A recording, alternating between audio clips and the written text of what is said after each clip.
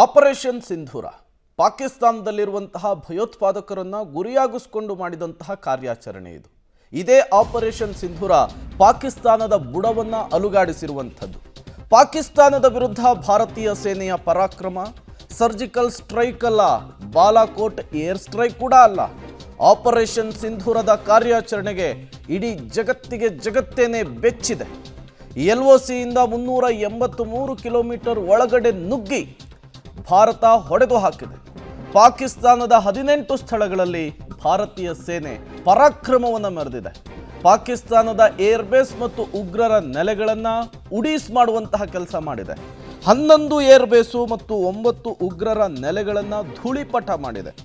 ಭಾರತೀಯ ಸೇನೆಯ ಭೇಟಿಗೆ ಪಾಕಿಸ್ತಾನ ಪತ್ರಗಟ್ಟು ಹೋಗಿದೆ. ಈ ಮೂಲಕ ಪಾಕಿಸ್ತಾನದ ಮಗ್ಗಲು ಮುರಿಯುವಂತಹ ಕೆಲಸವನ್ನು ಭಾರತೀಯ ಸೇನೆ ಮಾಡಿರುವಂತಹದ್ದು. 26 ಜನ ಅಮಾಯಕರ ಸಾವಿಗೆ ಪ್ರತೀಕಾರವಾಗಿ ಪಾಕಿಸ್ತಾನದಲ್ಲಿದ್ದಂತಹ ಉಗ್ರ ನೆಲೆಗಳನ್ನು ಟಾರ್ಗೆಟ್ ಮಾಡಿಕೊಂಡು ಕೆಲವೇ ನಿಮಿಷಗಳಲ್ಲಿ ಉಗ್ರ ನೆಲೆಗಳನ್ನು ಧ್ವಂಸ ಮಾಡುವ, ಧೂಳಿಪಟ ಮಾಡುವಂತಹ ಕೆಲಸವನ್ನು ಭಾರತ ಮಾಡಿದೆ. ಈ ಮೂಲಕ ಜಾಗತಿಕ ಮಟ್ಟದಲ್ಲಿ ಭಾರತೀಯ ಸೇನೆಯ ಶಕ್ತಿ ಸಾಮರ್ಥ್ಯ ಏನು ಅನ್ನೋದನ್ನು ಸಾರಿ ಹೇಳಿರುವಂತಹದ್ದು. LOC line of control 3000 kilometre ಗಡಿ ಹಂಚಿಕೊಂಡಿರುವಂಥದ್ದು. ಆ LOCಯನ್ನು ಕ್ರಾಸ್ ಮಾಡಿ ಪಾಕಿಸ್ತಾನದ ಏರ್ಬೇಸ್ಗಳನ್ನು ಟಾರ್ಗೆಟ್ ಮಾಡಿ ಅವುಗಳನ್ನು ಉಡಾಯಿಸುವಂತಹ ಕೆಲಸವನ್ನು ಮಾಡಿರುವಂಥದ್ದು. ಭಾರತ ಸೇನೆಯ ಈ ಪರಾಕ್ರಮವೇ, ಭಾರತ ಸೇನೆಯ ಈ ಆಪರೇಷನ್ನೇ ಪಾಕಿಸ್ತಾನಕ್ಕೆ ರಾತ್ರೋರಾತ್ರಿ ದಿಗಿಲು ಹುಟ್ಟಿಸಿತ್ತು. ಹಾಗಾಗಿಯೇ ಅವರು ಕದನ ವಿರಾಮದ ಘೋಷಣೆಗೆ ಮನವಿಯನ್ನು ಮಾಡಿಕೊಂಡು ಕದನ ವಿರಾಮ ಘೋಷಣೆಯಾಗಿದ್ದು. ಇನ್ನು 2 ರಿಂದ 3 ದಿನಗಳ ಕಾಲ ಪಾಕಿಸ್ತಾನದ ಒಳಗೆ ಭಾರತ ಇದೇ ರೀತಿ ದಾಳಿಯನ್ನು ಮುಂದುವರಿಸಿದ್ದೇ ಆಗಿದ್ರೆ ಅದು ದೊಡ್ಡ ಮಟ್ಟದ ಅವಾಂತರವನ್ನು, ಪಾಕಿಸ್ತಾನವೇ ನಾಮಾವಶೇಷವಾಗುವ ಹಂತದ ಕಾರ್ಯಾಚರಣೆಯನ್ನು ನಡೆಸುವಂತಹ ಸಾಧ್ಯತೆ ಕೂಡ ಇತ್ತು ಅನ್ನುವಂತಹ ಮಾತುಗಳು ಕೇಳಿಬರ್ತಾ ಇದೆ. ಹಾಗಾಗಿಯೇ ಪಾಕಿಸ್ತಾನದ ಈ ಮೇಲೆ ಭಾರತ ನಡೆಸಿದಂತಹ ದಾಳಿ ಇದೆಯಲ್ಲ, ಅದು ಈಗ ದೊಡ್ಡ ಮಟ್ಟದ ಪ್ರಶಂಸೆಗೂ ಕೂಡ ಕಾರಣವಾಗ್ತಾ ಇರುವಂಥದ್ದು. ಯಾವಾಗ ಭಾರತೀಯ ಸೇನೆ ಪಾಕಿಸ್ತಾನವನ್ನು ಟಾರ್ಗೆಟ್ ಮಾಡಿಕೊಂಡು ಉಗ್ರರ ನೆಲೆಗಳನ್ನು ಟಾರ್ಗೆಟ್ ಮಾಡಿಕೊಂಡು ಧ್ವಂಸ ಮಾಡುವಂತಹ ಕೆಲಸವನ್ನು ಮಾಡ್ತೋ, ಕರಾರುವಕ್ಕಾದಂತಹ ದಾಳಿಯನ್ನು ಮಾಡುವಂತಹ ಕೆಲಸ ಮಾಡ್ತೋ, ಅದಾದ ಮೇಲೆ ಜಾಗತಿಕ ಮಟ್ಟದಲ್ಲಿ ಭಾರತದ ಈ ಶಕ್ತಿ ಸಾಮರ್ಥ್ಯ ಜೊತೆಗೆ ಭಾರತ ಉತ್ಪಾದಿಸ್ತಾ ಇರುವಂತಹ ಈ ರಕ್ಷಣಾ ಸಾಮಗ್ರಿಗಳಿಗೂ ಕೂಡ ದೊಡ್ಡ ಮಟ್ಟದ ಡಿಮ್ಯಾಂಡ್ ಈಗ ಕ್ರಿಯೇಟ್ ಆಗ್ತಾ ಇರುವಂಥದ್ದು. ಈ ಮೂಲಕ ಪಾಕಿಸ್ತಾನ ಬರೀ ಗೊಡ್ಡು ಬೆದರಿಕೆಯ ಹೇಳಿಕೆಗಷ್ಟೇ ಸೀಮಿತ ಅನ್ನೋದು ಕೂಡ ಗೊತ್ತಾಗ್ತಾ ಇದೆ. ಹಾಗಾದರೆ ಪಾಕಿಸ್ತಾನದ ಒಳಗೆ ನುಗ್ಗಿ ಭಾರತ ಯಾವ ರೀತಿ ಪರಾಕ್ರಮವನ್ನು ಮೆರೆದಿದೆ ನೋಡ್ತಾ ಹೋಗೋಣ. ಒಟ್ಟು 11 ಏರ್ಬೇಸ್ಗಳನ್ನು ಧ್ವಂಸ ಮಾಡುವಂತಹ ಕೆಲಸ ಮಾಡಿತ್ತು. 9 ಉಗ್ರರ ನೆಲೆಗಳನ್ನು ಧೂಳಿಪಟ ಮಾಡಿತ್ತು. ಅದರಲ್ಲಿ ಒಂದನೇದು ನೂರ್ ಖಾನ್ ಏರ್ಬೇಸ್. ಇದು LOCಯಿಂದ 83 ಕಿಲೋಮೀಟರ್ ಒಳಗಡೆ ಇರುವಂಥದ್ದು. ಈ ನೂರ್ ಖಾನ್ ಏರ್ಬೇಸನ್ನು ಧೂಳಿಪಟ ಮಾಡುವಂತಹ ಕೆಲಸವನ್ನು ಭಾರತೀಯ ಸೇನೆ ಮಾಡಿದೆ.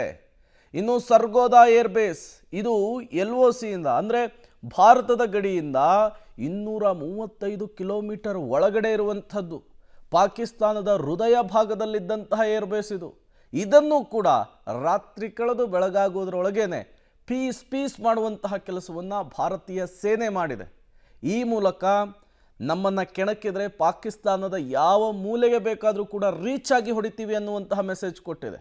ಮತ್ತೊಂದು ರಹೀಮ್ ಯಾರ್ ಖಾನ್ ಏರ್ಬೇಸ್, ಇದು ಪಾಕಿಸ್ತಾನದಲ್ಲಿರುವಂತಹದ್ದು.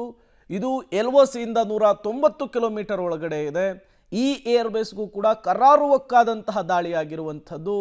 ಅಲ್ಲೂ ಕೂಡ ಈ ರಹೀಮ್ ಯಾರ್ ಖಾನ್ ಏರ್ಬೇಸ್ ದೊಡ್ಡ ಮಟ್ಟದಲ್ಲಿ ಹಾನಿಗಾಗಿ ಒಳಗಾಗಿರುವಂಥದ್ದು. ಇನ್ನು ಸುಕೂರು ಏರ್ಬೇಸ್, ಇದು LOC ಗಡಿಯಿಂದ 198 ಕಿಲೋಮೀಟರ್ನ ಒಳಗಡೆ ಇರುವಂಥದ್ದು. ಇಲ್ಲೂ ಕೂಡ ಕರಾರುವಕ್ಕಾದಂತಹ ದಾಳಿಯಾಗಿದೆ. ಇಲ್ಲೂ ಕೂಡ ದೊಡ್ಡ ಪ್ರಮಾಣದಲ್ಲಿ ಪಾಕಿಸ್ತಾನಕ್ಕೆ ನಷ್ಟ ಆಗಿದೆ.